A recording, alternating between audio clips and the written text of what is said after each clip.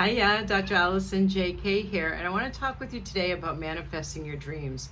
In the decade that I lived in Asia, I spoke Chinese conversationally, but I did not read it.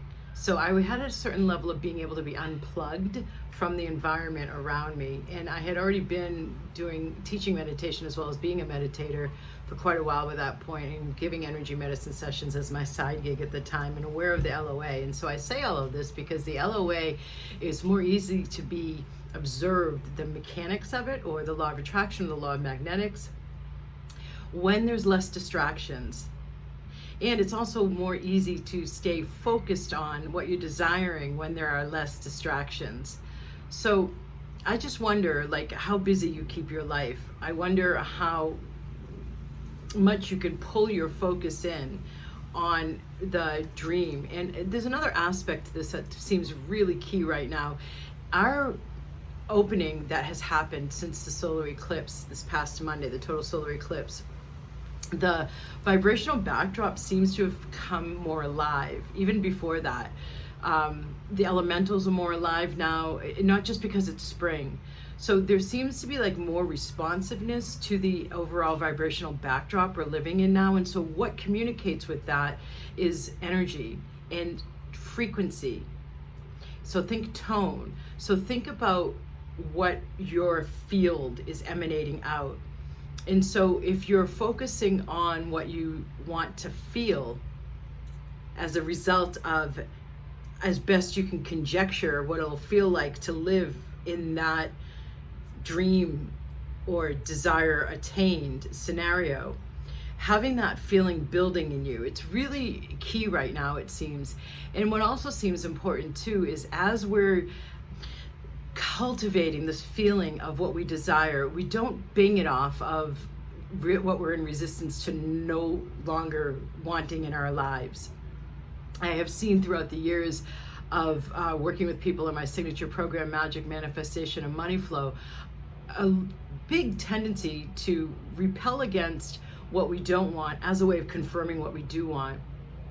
And where's the passion in that? The passion is in, I don't want this, I want this.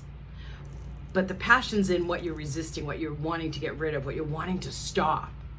And so that energetic, that feeling, that tone is what the universe perceives, right? More than where you're maybe going weak because you don't have that desired outcome yet. You're not living it yet. So the passion isn't there for that yet. I'm not saying you have to be totally passionate when you're focusing on what you desire, but stay, as you do your practices, whatever they may be. And I teach so many different effective practices in my Magic, Manifestation, and Money Flow program. One of the ones that is really helpful is when you, and this is easier for a meditator or somebody who's used a lot of clearings and activations, so they have more with detachment from their everyday thinking, ego mind, as we call it in Buddhism. So you can observe your thoughts more. And so when you observe your thoughts and you notice that you're in a situation, you might even be in the situation first, and then you can let that act as a cue, or flag yourself that, okay, this is happening, this thing that I don't want.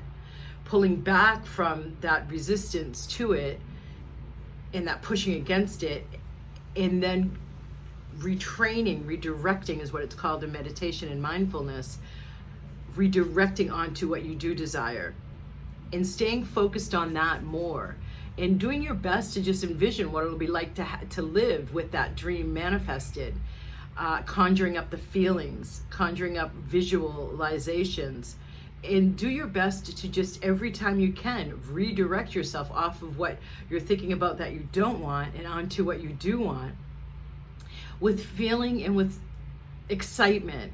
So another aspect to this is openness. Our ego minds, our conditioning makes us want to be right.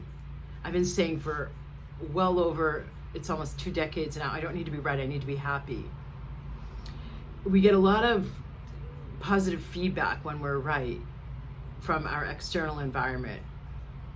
But coming off of where you need to be right and instead choosing happiness. So our ego minds unconsciously look for confirmation with their projections out in our reality, right? So attuning that expectation of a confirmation of what you're thinking about in the external reality, we call sometimes synchronicities. And so you'll notice the more joyous you are, the more butterflies show up, for example. The more frustrated you are, the more traffic jams or sirens go off, right?